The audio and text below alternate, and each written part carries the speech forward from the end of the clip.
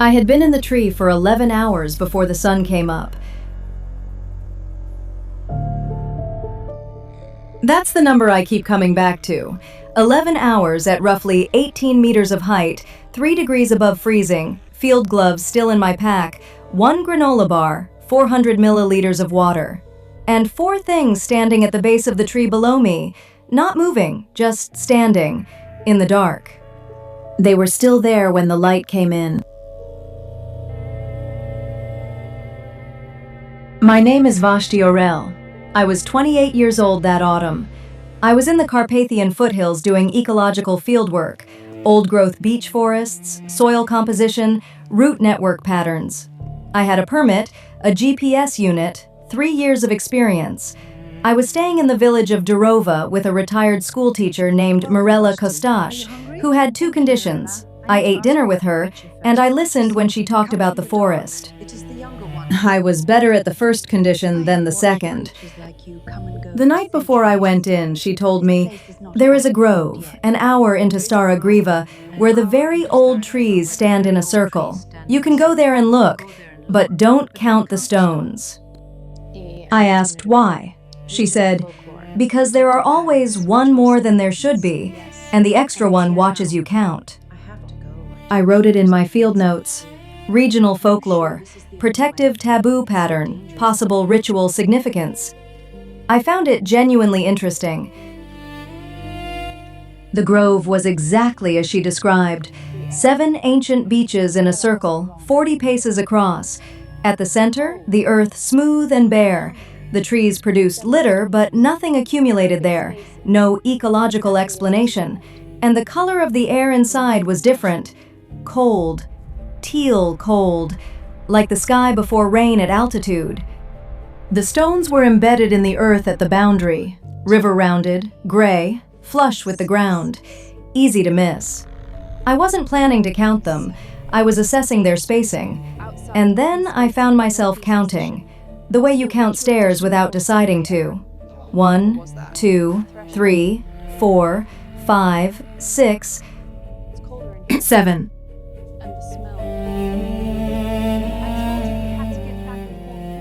8.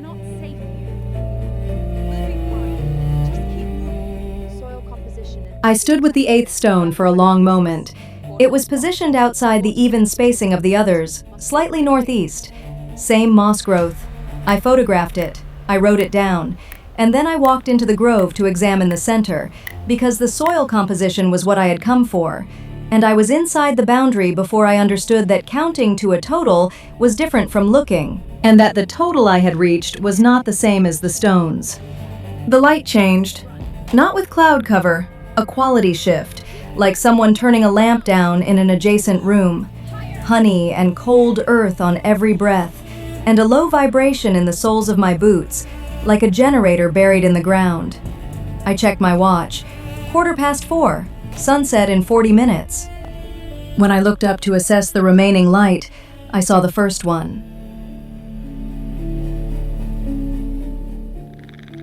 15 meters away, standing upright but with its head level with its chest, that forward lean, arms carried low, gray.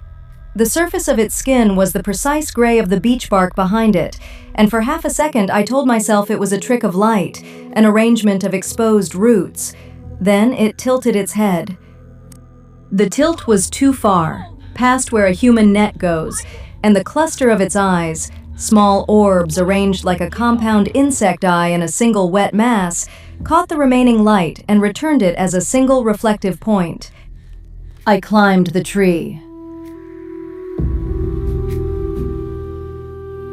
No calculation. 3 years of research, a permit, a GPS unit. None of it was in my thinking. I was on the lowest branch before I decided to move. I went up as fast as I could, bark scraping through my gloves, the cold working into my palms.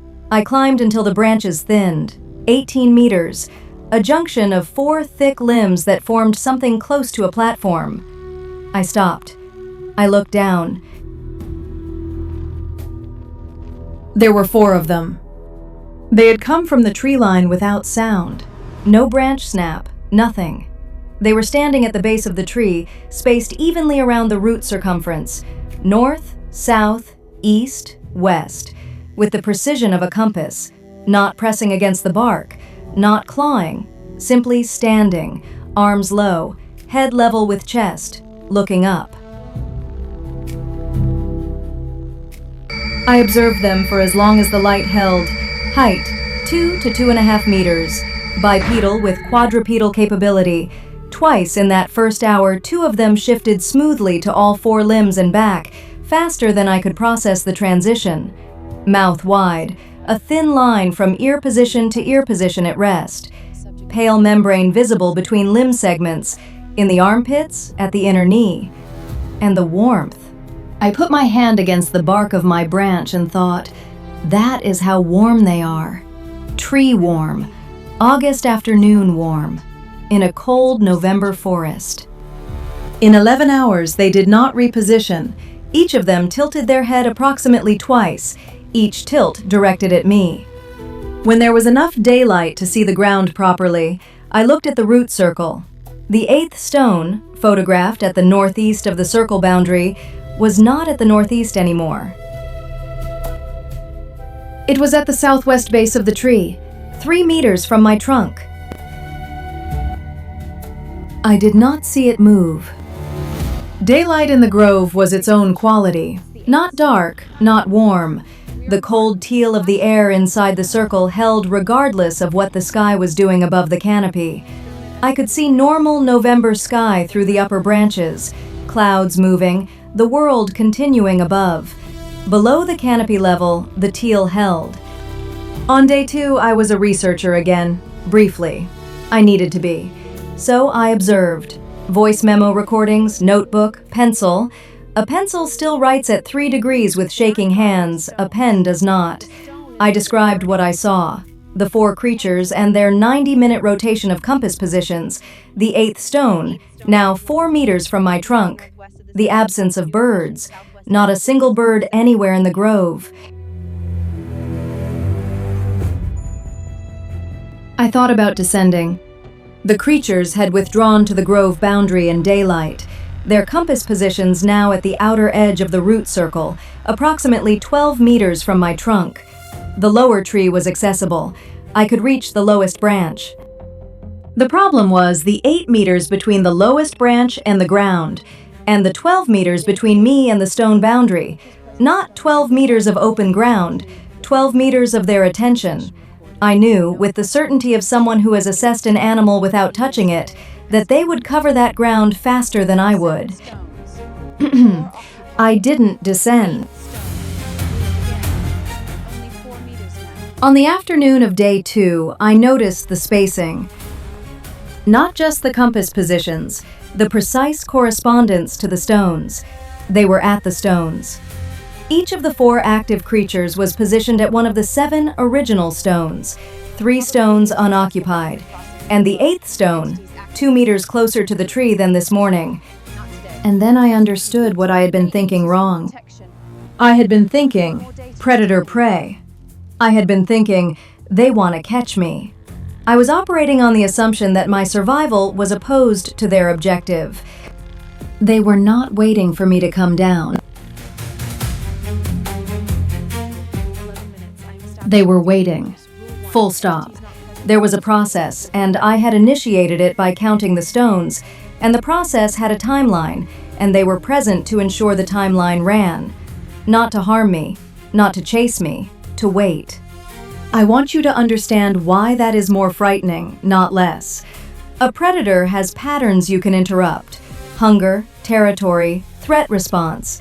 But when the thing that has you trapped is following a process you initiated, a process whose endpoint you cannot determine, then you are not dealing with a predator. You are dealing with a system. Night of day 2. I want to be precise. The other 4 had withdrawn to the grove boundary at full dark. In complete darkness, I could finally see the bioluminescence, very faint, cold teal trace light in the longitudinal patterns of their bark skin, pulsing. 40-second intervals. On, then off. all four of them pulsing together at the boundary. Then a fifth one came, from the northeast, not from the stone boundary, smaller than the others, not a juvenile, just smaller. It moved differently, pausing, repositioning with a speed that seemed to skip intermediate states, here, then there, the way insects move. It came to the base of my tree. It stood in the root circle, directly below me, not at a compass point, not at a stone position, just below. And it looked up. The younger one, I will call it that, was not in their pattern. It was doing something else. Then it opened its mouth. Horizontally, widening outward from that thin rest line, on both sides equally. Smooth, pale interior, held open at maximum width. And the younger one's bioluminescence brightened fractionally, as if the opening produced a small amount of energy. It held the mouth open for 4 minutes and 17 seconds. Did not close it. Stayed like that, looking up at me. Then it tilted its head. Further than the others had tilted.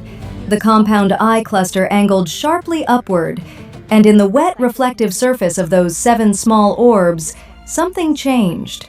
I cannot tell you what with precision. A brightness differential. Something that the word recognizing approaches but doesn't fully reach. I felt it in my sternum, in the same place as the subsonic vibration. Not about what I was seeing, about what was seeing me. The younger one was not assessing me the way the others did.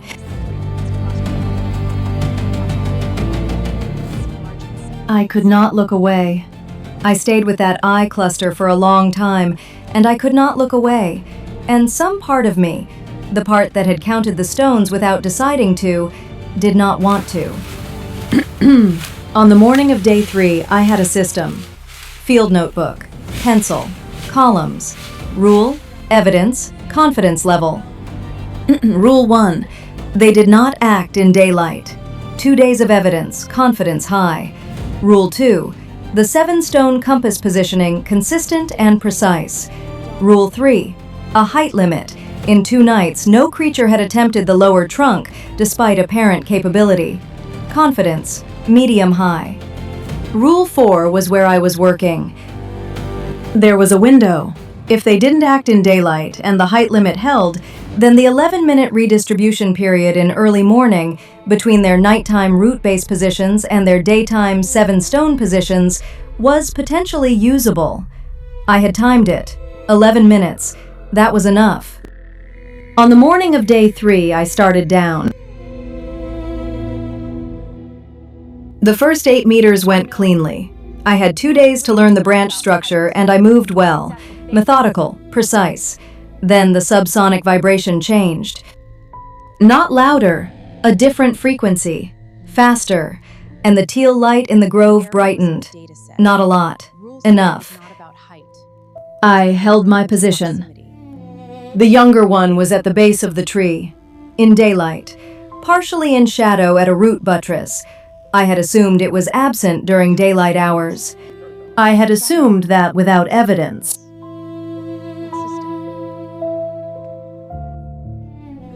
I went back up. Rule 3 was not about height. That was my mistake. The height limit existed in relation to the younger one's position, not to the tree itself. When the younger one was at the base, which was apparently not limited to nighttime, the safe height was different. The window I had identified did not exist.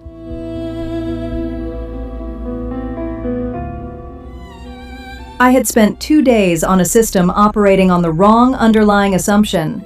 I had 1 granola bar left, half a bottle of water, day 3.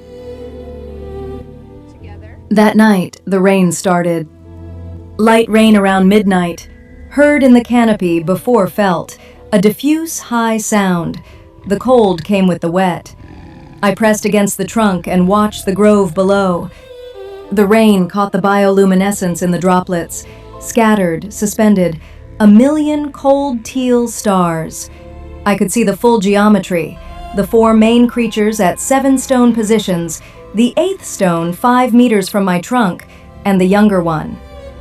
The younger one was standing at the largest root buttress, 2 meters of root rising from the soil before resubmerging.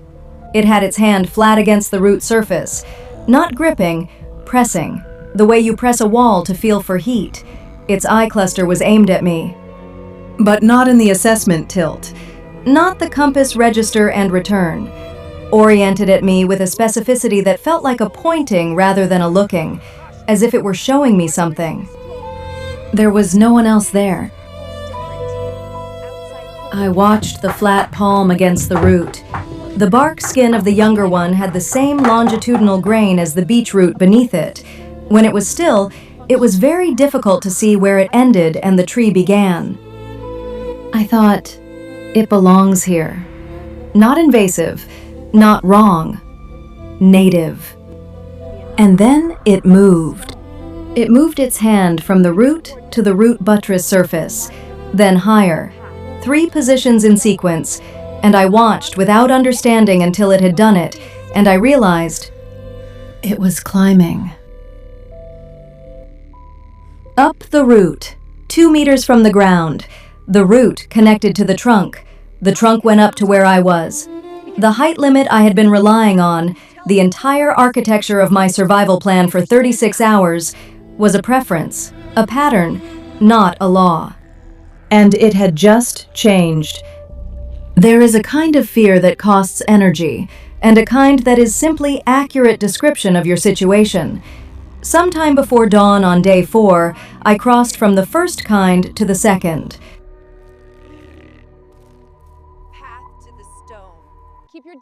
The younger one held its position on the root buttress for 47 minutes, not ascending further, not descending, just there. I watched it. The 4 main creatures had not moved. The subsonic vibration had a new quality, not faster, not louder, but lateral, horizontal, running from the direction of the stones toward the tree. And I noticed the younger one's bioluminescence. The others pulsed at 40-second intervals. The younger one was pulsing at 28 seconds. Different, faster. It was different because it was doing something different. Everything the younger one had done that the others had not. The direct approach, the mouth opening, the eye change, the hand on the root. These were not deviations from the system. They were communications within it. The younger one was not an anomaly in the process. It was the component meant to communicate with me.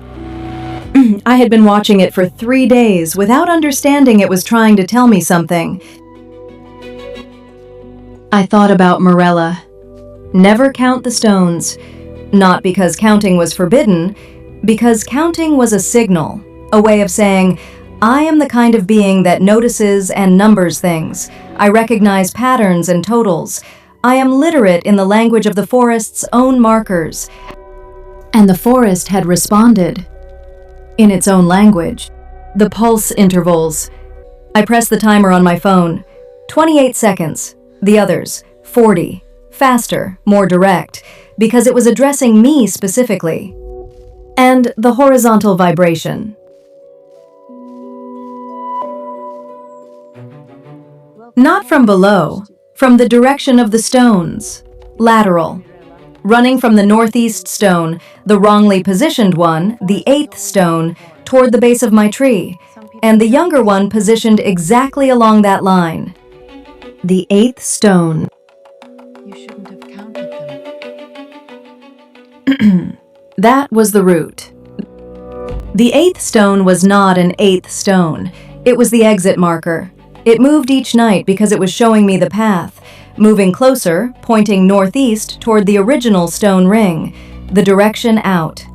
And the younger one had been showing me the path for 3 nights, and I had been cataloging its behavior as anomaly instead of reading it as language.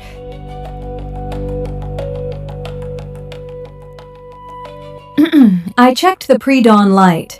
The 4 main creatures were at their stone positions. The younger one was still on the root. Then, as I watched, it descended, slowly, to the ground, stood in the root circle, stepped back, 4 paces, opened its mouth, held it wide. The space along the northeast line, the line of the lateral vibration, the line from the 8th stone to the boundary. The younger one had left it open. I went down the tree. Controlled, not fast. 12 meters in under 3 minutes. Lower 6 meters one hold at a time. The younger one was 4 paces away when I reached the ground, mouth still open. The compound eye cluster close enough now that I could count the individual orbs. 7 of them. One more than I should have expected. 7. I walked northeast, toward the 8th stone. The younger one did not follow. The 4 main creatures did not move. I walked on the bare earth of the grove, the honey earth smell on every breath, the teal bioluminescence rising from the ground around the great roots. I reached the 8th stone, looked at it. River-rounded gray stone, moss-covered, perfectly flush. I stepped over it.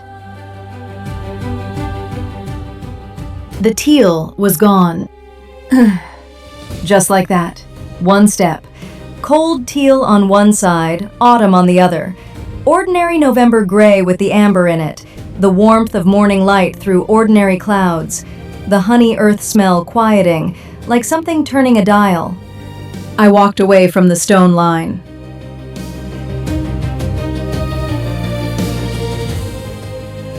I walked away, and then I stopped.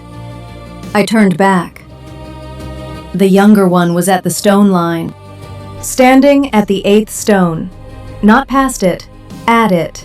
Compound eye cluster oriented at me, at where I was, 5 meters past the boundary in the ordinary world.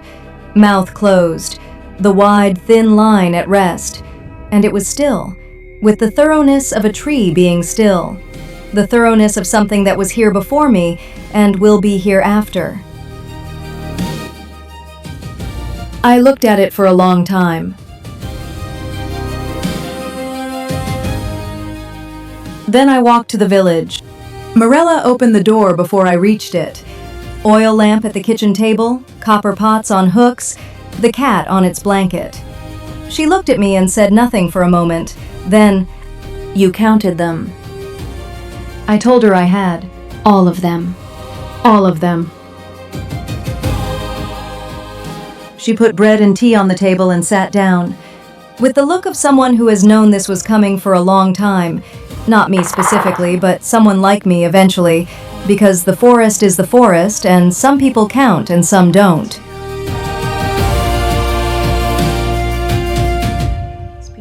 That afternoon, I wrote up my field notes. All of them.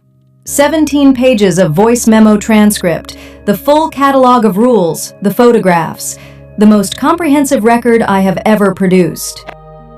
I did not write what I thought it meant. Were they natural? Were they made? Was I alive because the forest had rules allowing for survival under specific conditions? Or because something in me, something in the quality of observation I had been developing my whole adult life, or had carried from somewhere before that, was the thing that made the exit visible? Was the exit there for everyone who counted, or only for some? Why me? The count was a signal. I don't know. Known as the exit. Northeast. Follow the younger one's orientation. I know the sky above the canopy is warm amber. I know the grove is cold teal. I know there is a line between them, and I have been on both sides of it. I know the younger one stood at the stone line and watched me go, and I do not know what that was. I know Mirela's kitchen smelled of bread and herbs, and all of it was ordinary, and all of it was different because I was different, and I stood there in the warmth of it and breathed.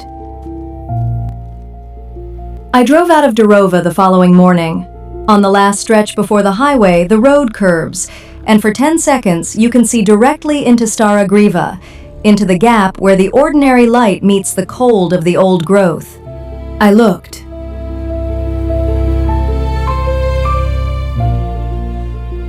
In the gap, at the edge where the light changed, something was standing.